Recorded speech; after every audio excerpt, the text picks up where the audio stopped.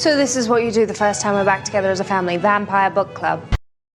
Warning, this podcast, Vampire Book Club, will contain spoilers from the Vampire Diaries, the originals, and legacies. Hey everyone, it's Michaela. Welcome to my podcast, Vampire Book Club. Again, there will be spoilers in this podcast. In today's episode, I'm going to be discussing the Vampire Diaries and the originals crossover, the only true crossover. Obviously, some characters crossover in a bunch of different episodes, but there's not like a two-part episode other than these two where you have to watch on each show to know what really happened. And this would be episode 714 of the Vampire Diaries, Moonlight on the Bayou, and 314 in the originals, A Streetcar Named Desire. Honestly, so in season 7 of the Vampire Diaries, the timeline gets a little weird. We start seeing flash forwards of things happening that we had no idea about. So in episode 713, which is called This Woman's Work, we see a flash forward of Caroline on the phone with Rick, and he's just telling her to go drive. And then one of her daughters wakes up, I think it was Josie, and she's like, "Mommy, where are we going?" And Caroline replies, "We're going to New Orleans to see Mommy's friend." And you're just like, oh my God. Then at the beginning of 714, we see another flash forward of Caroline and the twins arriving in New Orleans. They walk into the St. James pub or whatever it's called. She's making jokes about how you guys won't be in a bar again until you're 21. And then the bartender walks up and she's like, "I am just looking for someone and I realized I didn't know where they lived. Klaus Mikaelson?" She's like, "He's not here." He's like, "No, he'll know who I am. It's Caroline. Tell him." She's like, "Honey, nobody's seen any of the Mikaelsons for years." And this is a flash forward, so you have no idea what's going on yet. And it's confusing with the timeline. I'm glad they actually address it again at some point. So I guess she leaves or whatever. And then we're in current time. So in the episode before this, Caroline had also given birth to the twins. Stefan is trying to save Damon. Enzo is working with the armory to get Rayna Cruz. Bonnie walks in and says, "Stefan," while Caroline is giving birth and the heretics are trying to help her. The heretics have to leave because Beau's scar opens up. Valerie stays behind. Rayna gets Beau. Mary Louise and Nora are now running from the armory, and Rayna. And Stefan, being the hero that he is, him and his hero hair, step right in front of Damon at the last second before Rayna stabs him with the sword. And Stefan gets the mark instead, so Stefan is on the run. Now he can't go near Caroline, who just delivered her babies. This is a little bit of the backstory of the Vampire Diaries. So now let's talk about what was happening before these two episodes in the originals. There was a prophecy going around saying that all the Mikaelsons would fall within a year, one by friend, one by foe, and one by family. And when I say the Mikaelsons, I specifically mean Rebecca, Elijah, and Klaus, because they are the only originals that have not died yet, and they are the only ones that are attached to a sire line at this point. And the original sire lines, any vampire that they sired or was sired by any of their sires are connected to their lives. We see that with Cole and Finn when they die in the Vampire Diaries. So the Mikaelsons' first sires have come to stop this prophecy and to either protect the Mikaelsons or to break the sire line link between the Mikaelsons and all the other vampires. So the Strix, which is a coven that was created by Elijah and his lover at the time, Aya, who is back and recruited Marcel. Marcel is undercover, trying to help the Mikaelsons. He's walking a very thin line here. You don't know which side he's on for sure at times. They also rope in Davina they say they will help her bring Cole back if she helps them find a way to finish this siring spell or unlinking spell. She gets them to temporarily bring back Cole so he can find the missing ingredient, and then they promise to bring him back permanently. But she doesn't trust them, so she comes up with her own little plan, because at one point she was trying to help Marcel do this so Marcel wouldn't die if they were to kill Klaus. So Cole comes back with the Hand of Glory. She figures it out. She figures out the missing ingredient from the spell is the heart of an unsired vampire. There has not been an unsired vampire in 1,000 years. So the witches go after Haley because she is the first and only one to not be sired to any of the Mikaelsons. Davina warns her that they are coming for her, Marcel tries to stop Aya and his neck gets snapped. He eventually does stop her and says that he can do this the right way and find another workaround. He does find a workaround. At one point, Jackson and Haley are fighting, and she goes over to the Mikaelson's house, even though he asks her not to, and helps save them. And then she is so angry, she starts to torture Tristan. Tristan actually takes both Haley and Jackson to retaliate and rips out Jackson's heart in front of Haley while putting her on a massive amount of wolfsbane and returning her to the Mikaelsons. When he does that, he gets put into the ocean. Once he is returned, the Mikaelsons trick him using Camille. Tristan is the first sire of Elijah and Klaus's first lover as a vampire's brother, Aurora's brother. Aurora manipulates Camille into turning herself into a vampire. While she's in transition, she is able to use a device that only traps the living or the dead, not the both. She is disguised as Aurora, and that's why they are even giving Haley back in the first place. Like I said before, that Marcel actually finds a witchy workaround. Haley and Jackson had a unification ceremony which made their hearts exactly the same. So he finds Jackson's heart that was buried under a tree, and they use that for the unlinking spell, saving Haley's life. However, Haley's still pissed. Aurora was able to use Cammy to also get the white oak bullets and the Strix switches and Davina, a little bit of everything and everyone she used to get her hands on some white oak. So the only remaining white oak happened to be a toy that Hope really liked.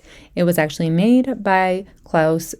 He had given it to Rebecca during a storm when they were children, and he has only ever told his therapist, Camille, who was losing her shit at that point, and took it to get back at him and to show him how she felt when he took her dark objects. Aurora has the toy and has it made into bullets. She lures them in with Freya, and she ends up shooting Elijah. He almost dies, and he had to end up telling them where Rebecca is because he actually staked Rebecca because she was going crazy. So we got bullets in play, we got a spell happening, or them trying really hard to have this spell happening. Aya finds Aurora, who has the bullets, and makes a deal with her to either save her brother or to end his suffering if she helps Aya. I think that's all you really need to know for the backstory of the originals. Sorry, that was a little bit longer than the Vampire Diaries backstory. There was a lot going on here. I guess the only other thing that you would need to know is, and you're going to find out in the episode anyways, is that Stefan is a part of Klaus's sire line. And honestly, when I talk about sired and sire lining and all the different types of siring that we have going on, it's so confusing, and I'm sorry if I lost you guys. I get confused with the werewolf sires, just Haley in general, and Hope, because they don't make sense to me with their siring properties that they have, but whatever. Okay, so let's actually get to talking about the crossover itself. These are, for each show, these are like probably one of my favorite episodes. I like that. Who doesn't like a crossover, you know? I thought that it was written exceptionally well. I thought that it really worked together. It really made sense for them to do it like this. And it really gave me the Clareline moments that I wanted and needed. It just proves to me that Clareline will always be better than Stereline for quite a few reasons. That's obviously not like the main point of these episodes, but I mean, it was definitely pretty good. I think the actual reason for this crossover was more to do with unsiring Klaus from the gang in Mystic Falls so they could do whatever they wanted with either, just in case. However, that was not like confirmed or anything that I know of. That's my theory. Also, it was being requested by the audience a lot in cons and whatnot. At that point, I do remember that. So I'm sure that was part of it. Rayna Cruz is a vampire hunter who has a blade that traps vampires in a stone. She is with her sword. She has now marked Stefan. Stefan is on the run. Valerie tells Stefan about a safe house, a place that he can go where magic does not work. So he goes there. He's marking up like his wound. He goes to this place. It is in, you guessed it, New Orleans. He sits down at the bar and somebody slides him a shot And this is all happening in the Vampire Diaries episode Moonlight on the Bayou. And it is Klaus that slides him this shot. He's like, hello, old friend. And other than the like Caroline flash forward with her twins, we are mostly in the present here. So Klaus asks Stefan what he's doing there in, St. James, where magic doesn't work. He gets a phone call from Damon and ignores it. And he says, oh, I'm just, trying to avoid my brother. I thought out of all people, you would understand family drama. And he's like, how is Elijah and whatever Mikaelson you brought back from the dead? And he's like, you know me, never a dull moment with the Mikaelsons, blah, blah, blah, blah. And he's like, oh, I heard you saved the city from the mining fire. The same bartender who is in there talking to Caroline in the flash forward is also talking to Klaus and Stefan right now. Then he's like, how is Caroline? And Stefan's like, Sylvia, I think we're going to need another round for this one. Sylvia or whatever is the bartender that I was just speaking about. So Damon and Valerie are on the phone. Damon's like, I got a way to save Stefan from Rayna. We just need to get him to come to me. And she's like, well, he can't. It's going to be a while. He's in New Orleans. And Damon's just like, no, we don't go to New Orleans unless we need crappy booze or Klaus blood. So she tells him about the anti-magic bar, and then he tells her about the armory, and she's like, no, don't do that. Get out of the armory right now. They are full of lies. And he puts it together, so he gets Bonnie, and they try to leave. Enzo stops him from leaving and traps him in a cell with Tyler Lockwolf, the tween wolf, on a full moon. So unless, he gives Stefan's location, he's going to be bitten by Tyler. And he's not going to give Stefan's location because that's his brother. And Enzo has been being shady towards them. And apparently the armory, that's what they do. So the armory was also looking for Mary Louise and Nora. And they are in this little convenience store. And Mary Louise is just ready to give up. She's like, our family couldn't survive this modern world. And now we're on the run from a huntress again. And Nora's just like, be happy. We're together here. And honestly, I love them, and I wish that they kept them longer than season 7. I think those two would have been great to stay on the show. And Nora just hands Mary Louise a ring pop and says, it's not even a real diamond. It's not, but what it is good enough. And you are good enough, and we're good enough. And all of a sudden the armory shows up and says, for such powerful beings, you were just unable to grasp the concept of modern cell phone tracking, which, means Mary Louise was right. It's harder for them to survive in this modern world because they don't know much about it. But because Stefan is on the run, Caroline agrees to go to Dallas with Rick and the babies. And he's going to Dallas because he made a promise to Joe that he would get out of there and they wouldn't be a part of this magical world to protect their children. And as soon as he saw their faces, he was like, yeah, I'm out. So instead of him hiring a person to go with him, he hired somebody from the nurse. Caroline's like, I'll go. That way I don't have to worry about my boyfriend, being chased by some magical hunter. And Damon then calls Stefan and is like, yo, can you get Klaus blood? I heard you're in New Orleans. And he's like, I'll see what I can do. And before that, Klaus and Stefan were catching up and talking about Caroline and siphon babies and heretics and all this other stuff. And Stefan is just like, Caroline's not their mother, so it's fine. The babies aren't hers. And I love it because Klaus just knows her better than anyone. Klaus barely met her and knew her better than anybody. And I don't care if it seems fake, but that happens sometimes. Sometimes you can just meet a soul and connect to them without reason. But Klaus says, yeah, So she carried 2 lives in her womb. She gave birth to them. And now she plans to turn those cooing little faces over to Alaric without so much as a hiccup of hesitation. Yeah, you're probably right. That does sound like the Caroline I remember. How does the person who's spent all this time with her recently not know this about her, but Klaus, who hasn't seen her in years, does? And then we see Klaus getting a little jelly. He's probably like, you don't deserve her. I do, bitch. He's like, if you care for her as much as you say you do, why aren't you with her?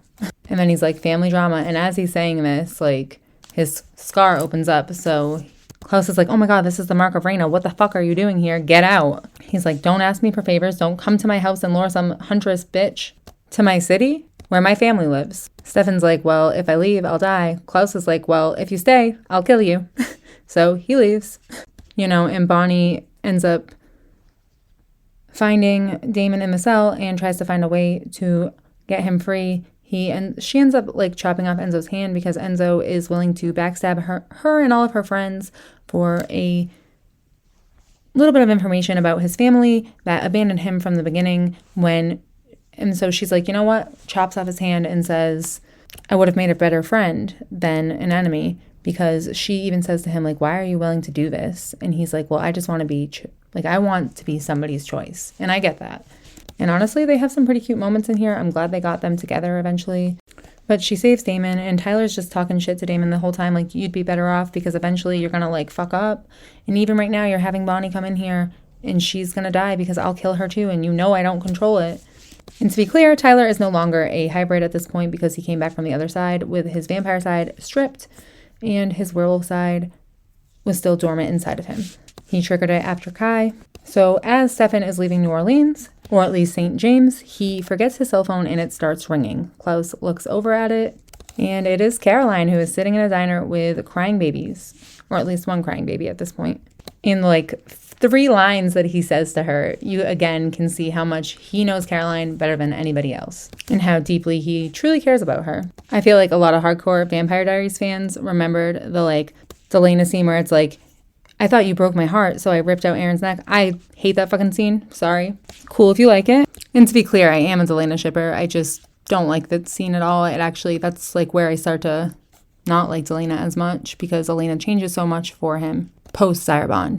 But this scene right here in this crossover is that for me. I remembered every single word of this. I love this interaction. It is only on the phone, and it is just chef's kiss. And he picks up the phone and answers it. He's like, hello, love. She's like, who is this? Ouch. Has it really been that long? And, I could say it word for word. I'm not going to, because it will probably just bore you guys. She basically figures out that it's Klaus. She's like, how am I talking to you? He's just like, yo, you want some of my baby's onesies? And she's just like, yeah, these aren't my babies. And he's just like, yeah, well, your boyfriend's made that pretty clear. They're not your babies. She's like, 2, yeah, I didn't call you. I called Stefan. Yes, my boyfriend, who's currently running for his life while I sit here playing worst case scenario, except these babies that aren't mine won't stop crying. And now this entire diner hates me. So if you could refrain from gloating in the face of my misery, that would be very much appreciated. And remember, guys, there is like a prophecy that is linking Klaus, Elijah, and Rebecca's death to a family member, a foe, and a friend. But despite that, he replies to Caroline, Stefan will be fine. After just throwing him out, Caroline's just like, how do you know? He's like, because I will ensure it. And then he remembers the exact words that she said to him 2 to 3 years ago, when she admits that she does care about him kind of and sleeps with him, but also rejects him because she knows that he's not a good person. And he also promises never to return to Mystic Falls. And I appreciate the writers not bringing him to Mystic Falls and just having this phone conversation and Stefan going there, because it really honored that as well. So basically he says he will ensure that Stefan is fine. And then he says, so here you are in college, building a life for yourself, plans, a future, things you wanted. She's like, Klaus, I'm not doing this with you. He's like, I take it children weren't involved in those plans. No, luckily they weren't. They aren't mine. And then what he says to her, again, sorry that I'm going so deep into Caroline. They are my Roman Empire and I love them so much. And he's just like, my family challenges the bounds of my sanity. They drive me to do unspeakable things, all the while finding fresh and inventive ways to torture me. But as it turns out, my family is what makes me truly happy. I'm sorry, I was really trying not to quote this word for word, but I can't help it. And the next line says everything about them, about the babies, about how Caroline feels, about how Caroline tries to censor herself from relationships that she thinks might not be good for her. He's like, it's not a crime to love what you cannot explain. And he's just like, I was sorry to hear about your mother, Caroline. I'm sure she would have loved to see you with the little ones. And then the baby stopped crying. Well, the baby. And then Bonnie freed Damon. Tyler gets out and harms her. And they have these anti-magic pills because she couldn't do magic. And Damon's blood's not working to heal Bonnie. So Damon brings her to the hospital. They have a cute little moment where Damon is just talking shit and saying he'll never forgive her if she dies. Klaus shows up to save Stefan right in the nick of time as Rayna is about to stab Stefan in the heart or wherever. Stefan's like driving to the train station. He's just like, do you love her? Hands him his phone. And Caroline, do you love her? Stefan's like, why? Do you have feelings for her? Still? Klaus is like, I have far too many complicated women in my life already. Caroline is the reason the tip of Rayna's blade ended up in your flesh, isn't she? You were protecting her. And he's just like, no, I was protecting Damon. And he's like, let her go then, Stefan. If you love her, let her go. Because I've watched Elijah do the same shit for me. And he's lost everything, and you will too. And, the way he loves her, the way he is risking the prophecy, the way he is just, I just love that. The way he chased her from the beginning, the way he remembered what she said, the way he just cares for her and knows her better than Stefan. And Stefan starts panicking, like, you're missing the exit. He's like, we're not going there. We're going to see a witch. I have something that can help you. Turns out Enzo's family is actually the owners of the armory and the people who founded the armory. That's what he is told by Alexandria St. John when he is about to leave because he's pissed at being played by them and not getting any answers. Now let's talk about what happens in the originals. So like I said, Aurora and Aya make alliances. They end up putting Tristan, who's drowning in the ocean, in a chambre de chasse with the Strix witches while Davina is preparing for the spell. Marcel is trying to talk her out of it for a couple of reasons, but he supports her at this point. And we see Elijah telling Freya that he took Rebecca and where she is because if Aurora had taken his life, that no one would have known where Rebecca was. And the girl came close, you know? So as Freya and Elijah are talking about this, and like one is fallen by family, one by foe, and one by friend, Klaus walks in. Freya, this is Stefan, an old friend. So you get nervous, like, is Stefan gonna... Oh my god, is Stefan gonna be the one that finally ends Klaus? Is he gonna get his, like, revenge satisfied? Although they're like frenemies, if anything. I really wanted a frenemies love trope, Clefin. I'll even take Clefaline. Love Clefaline. That way, like, everybody has at least one person that loves them. And chooses them first, so, you know. Except for maybe Klaus, whose ego is big enough to do that for himself. But Freya helps Stefan anyways, even though Elijah and Freya are both worried about him being there. They're all, like, trying to rush him out of there. And he's like, yo, I didn't expect a parade, but, like, what's happening here? Because he's like, yo, full disclosure, I dated your sister once. And she's like, nice, let's just get back to your wound. Stefan has questions about it. And, like, you know, she explains. They don't want the link to be unsired. He's like, I wanted this years ago, bro. Elijah gets a phone call from Haley saying that the Crescent Wolves have found Aurora's scent. Klaus and Elijah go there. Haley also finds Lucian tied up in wherever they are. Lucian's like, get Klaus out of here now. It's a trap. And they are also put into the chambre de chasse with Aurora, Tristan, and that's it. But yeah, the Mikaelson brothers, Klaus and Elijah, are put into the chambre de chasse. I think that's how you say it. And basically they have to find what represents them. And there's like a little banter going on between Tristan and Elijah and Aurora and Klaus. Klaus pretty much is like, you can't hurt me in here. And then she starts talking about Cammy and she's like, who says we can't hurt each other in here? Marcel is talking to, you know, Haley and Lucian. And one of them is just like, yeah, I had no idea Aya and Aurora were going to take down Klaus and Elijah. And Marcel's just like, why are we trusting Lucian?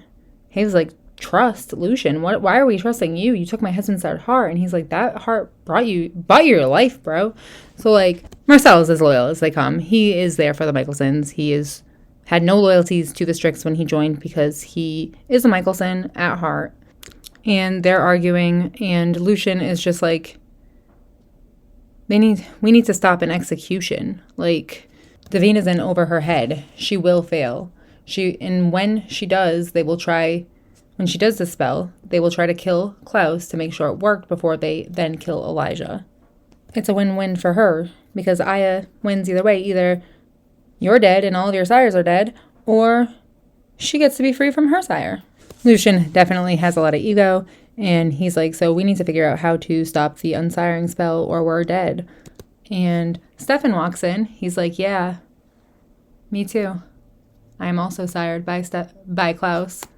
And Lucian with his big ass ego, he's just like, is this really the best help we can get? And he's like, Haley's like, Freya has a plan. She knocks Lucian out because Lucian won't shut the fuck up. He's like, you're gonna have these two toddlers go while I stay here and do nothing. And Stefan's impressed by Freya. Stefan actually has a lot of chemistry with all of the Mikaelsons. Maybe like the least chemistry he has is like with Elijah, but even so, they have some moments, including Freya. That's why I brought this up to say. And at this point in time, like Phoebe Tonkin and Paul Wesley were actually dating in real life, which I really love that they did this. And Phoebe Tonkin is Haley and Paul Wesley is Stefan, for those of you who do not know. And we have Aurora and Klaus talking about some, references to the chessboard where the king is the weakest and the strongest piece after all of his people leave him or die. Like you in the Sire line, and then he talks about the Brave Knight, and she's trying to make references to what could represent him as a joke and bothering him at the same time. And Elijah starts saying, like, the best mercy I ever did was get rid of you for my brother's life, and 1,000 years later, he came to it all on his own. So basically, Freya is planning to use Lucian because he is the oldest vampire other than Finn, who would rather let their brothers die, and he just needs the rest of them, she needs the rest of them, to distract the Strix while she does this, while she gets them out of the chambre. So Stefan comes in with his hero hair, and he's like, if you can get us in, I can get them distracted. Marcel drives in with Haley and Stefan in his trunk. They talk about the reason that they're there. He says cute kid on her home screen, and she's just like, yeah, she's one of the reasons that I'm here. And basically Stefan's like, yeah, I'm here because of my brother and whatever else. And she's like, yeah, I never understood like the brotherly love until I saw Klaus and Elijah. They hurt them like each other more than anybody, but they will protect each other from everything else. Like they are ruthless when it comes to protecting each other. And then she's like, who's on your home screen? And she seems a little jealous. I'm like, Phoebe, calm down. Yeah, man's fine. And she's like, oh, Caroline, I remember her. I snapped her necks once. Klaus had a thing for her. Stefan's like, yeah, she's toughened up since. You wouldn't win round two. And they're both just like, going into a fight that we might not win with a stranger. We have our reasons. And he's like, I know we don't really know each other, but my life is in your hands, so let's make this count. And then she shushes them because they're pulling up to the Strix like headquarters, and Marcel's getting loud in. And honestly, when Freya and Stefan were talking, I'm not sure or not if I mentioned that Freya makes him a mask paste that masks this like Rayna's mark, so he can't be found by Rayna Cruz. So while Marcel is getting allowed in, Stefan rubs off the mask to attract Rayna Cruz to them, which she will be the one distracting all the strict vampires as Davina is performing the spell. Vampires are one of the few things on the top of the food chain. Obviously, originals are higher, but Rayna Cruz, I think, can harm all of them. She doesn't actually kill them, and she couldn't kill the originals' bodies, but she can kill all the other vampires and trap their soul in unending torment forever in a little gem, aka the Phoenix Stone. Marcel was like, did you know, Davina, when they do this, they're gonna kill Klaus, and if it doesn't work, that's me and Josh and whoever else is dead. And at this point, we see Freya and Lucian with their little flirtatiousness. They have some really good chemistry. Whether he was playing her or not, it's pretty good. She uses him to get into the chambre de chat. She gets her brothers out, but before she does that, she cuts his, like, their throats start bleeding because the spell is happening. Elijah wakes up first and starts fighting off them. And then Rayna comes through and she starts, like, using her sword to, come at them. And Aya immediately knows who she is, so because she's been around forever, Aya and this hunter. So it's, like, really cool that this is, like, a tracking villain, or so to speak, villain that's hunting Stefan, and he can travel to New Orleans, and she can hunt all of his enemies there for him. So I really like that. So when Klaus wakes up, he actually goes after Davina immediately, and she's like, no, this is your time. Like, And she throws him down and finishes the ritual. She's like, your brother is coming home tonight, honey, and you going down. You see, like, the sire bond unlinking. You see Stefan, Marcel, and Lucian all feeling the pain, and Klaus, of all of them unlinking from the rest of them. I really wish they showed us the Mystic Falls vampires as well, other than just Stefan, but this was the episode on the original, so I guess it makes sense. They had enough, I guess. Or even a mention of it in the next episode on the Vampire Diaries. That would have been cool, like they did in 511 and 112. 511 of the Vampire Diaries and 112 of the originals, where Klaus and Caroline hook up and Marcel comments about him going to Mystic Falls. So the chamber starts collapsing. Aurora promises Tristan that she will find a way to save him. He goes, I don't doubt it for a second, and it kind of like slips away. Honestly, Aya has some pretty good lines, and in this episode she has a really good line that I like. He's like, I can't forgive this, Elijah says to Aya, and she says, if your life were chained to a man who left you despite your devotion, what choice would you have but to break free? I really like that line for a lot of reasons. It shows that, like, even when we are devoted to somebody, they are not devoted to us, and you can't spend your time still staying devoted to somebody who doesn't show you or reciprocate that, and I really like that. And Elijah doesn't even want to kill her because he does have some guilt, and he did care about her at one point, and she's just like, end it, because I'm sick of being tied to you. And he's like, no. And she's like, well, I'm going to take that gun and shoot you, so we both die then. And Haley walks up behind her and rips out her heart and says, that's more mercy than Jackson ever got. Boom. And then we see Klaus breaking up Aurora behind where he painted her other painting that he unbricked recently-ish. And he's like, I will not grant you the mercy of killing you, because, well, the only person that loves you is in the ocean. You'll have to suffer up here. He's like, while the fish eat him, the worms will eat you. Just know, it was I that took everything from you. Fucking Klaus. Davina is very upset that Marcel doubted her, that Marcel didn't stand by her and take her side, and she says that to him, and then she goes ahead and grabs her stuff from Marcel's house and leaves. And then Stefan is like, I saved you and you saved me, as he's about to leave. He's like, isn't that funny how it works? And he's just like, is this the last time we're ever going to see each other again? I would be happy if it is. And it actually is. But Klaus is like, it depends. Are you going to do the right thing? He's like, by whom? I assume you don't mean my brother. He's like, by her. Obviously by Caroline, bitch.